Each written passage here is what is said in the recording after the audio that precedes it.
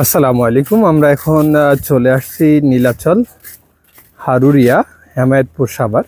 এটা Hemayetpur bus stand থেকে খুবই কাছে, একেবারেই বলতে গেলে 4 থেকে 5 কিলোমিটারের ভিতরে। গুগল লোকেশনে দেখাচ্ছে ঘুরিয়ে ফিরিয়ে 4.4 কিলোমিটার।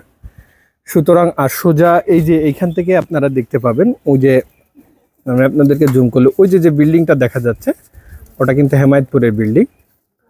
অর্থাৎ এই যে এটা একটা রিসোর্ট টাইপের প্লাস হাউজিং সোসাইটির মতো। এটা আস্তে আস্তে বাড়ানো হচ্ছে। এই যে প্রাচীরগুলো দেওয়া হচ্ছে, এটা হাউজিং এরই। আপনাদের ইতোমধ্যেই দেখিয়েছি যে এটার ভিতরের পরিবেশটা কেমন। এই যে দেখতে পাচ্ছেন, আমরা ভিতরে একটু প্রবেশ করলাম। এই যে এটা হলো রিসোর্ট সাইডে। এই যে বললাম না, ছোট ছোট করে বাড়ি করা, অর্থাৎ আপনি 4 শতক 5 শতকের ভিতরেই বাড়ি করতে পারবেন। এই যে এরকম ডুপ্লেক্স বাড়ি, নান্দনিক বাড়ি।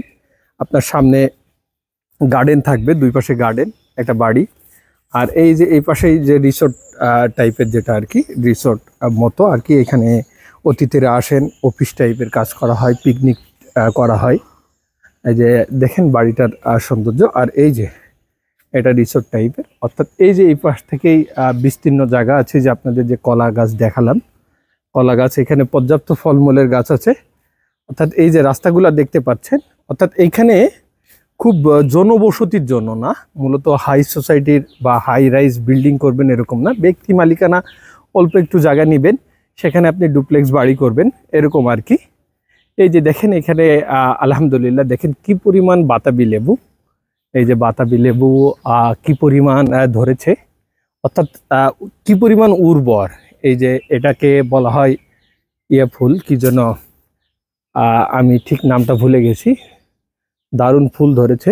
এই যে এখানে গেস্ট রুম আছে, কনভেনশন সেন্টার আছে। পাশাপাশি এই দেখেন কলা গাছগুলা, দেখেন কি পরিমাণ উর্বর। এটা কি পরিমাণ কলা ধরেছে বা কি টাইপের কলা ধরেছে, আপনারা না দেখলে বিশ্বাস করতে পারবেন না। এই দেখেন, এই যে এটা কিন্তু আবার প্রাচীর দেওয়া। এখানে হাউজিংয়ের ওনাদের শেষ। এরকম প্রত্যেকেই অল্প অল্প জায়গা নেওয়া, অর্থাৎ 4 শতাংশ 5 শতাংশ জায়গা নেওয়া। এরকম বেশ কয়েকটা বাড়ি আপনাদের ইতোমধ্যেই দেখিয়েছি।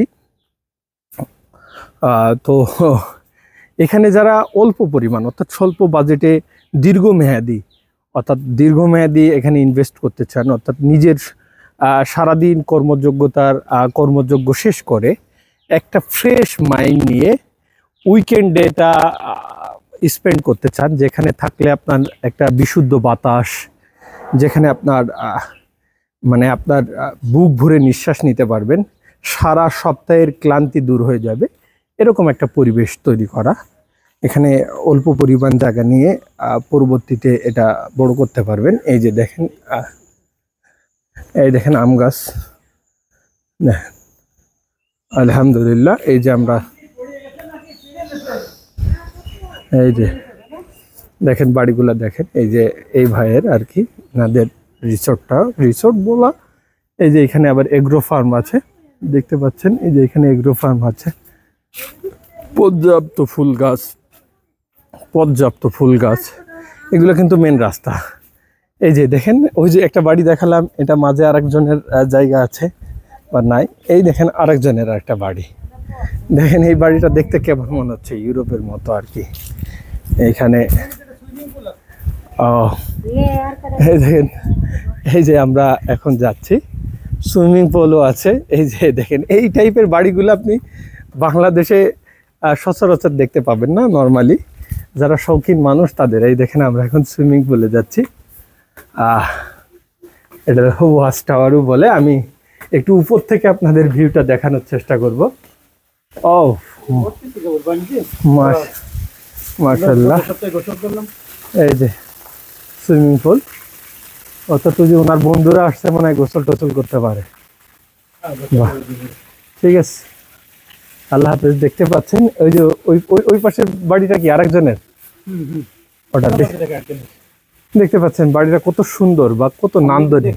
হ্যাঁ, এটা কত নান্দনিক, অর্থাৎ কতটা রুচি বই প্রকাশ। অর্থাৎ এইখানে যারা বাস করবে তারা মোটামুটি most of the educated person, এবং যারা খুব শৌখিন, যারা নিজেদের হ্যাঁ পছন্দের বই প্রকাশ ঘটাতে চায় শুধুমাত্র তারা। এই দেখেন বাড়িটা দেখেন কত সুন্দর মাশাআল্লাহ।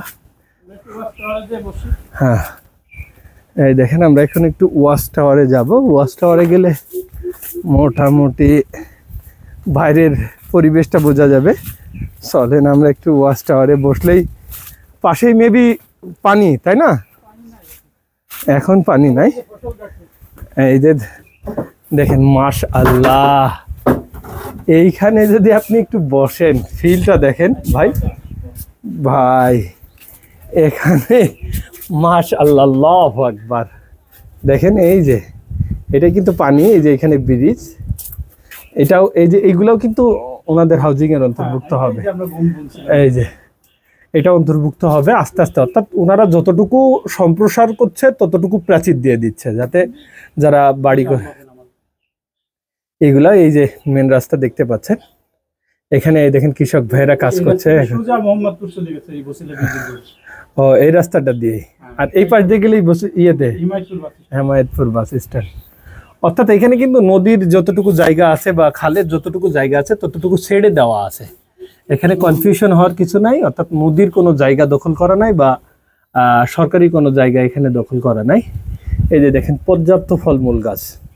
যাই হোক, ধন্যবাদ আমাদের সাথে থাকার জন্য। যারা এরকম একটা নিরিবিলি পরিবেশে আসার আগ্রহ প্রকাশ করবেন আমাদের সাথে যোগাযোগ করবেন। আসসালামু আলাইকুম।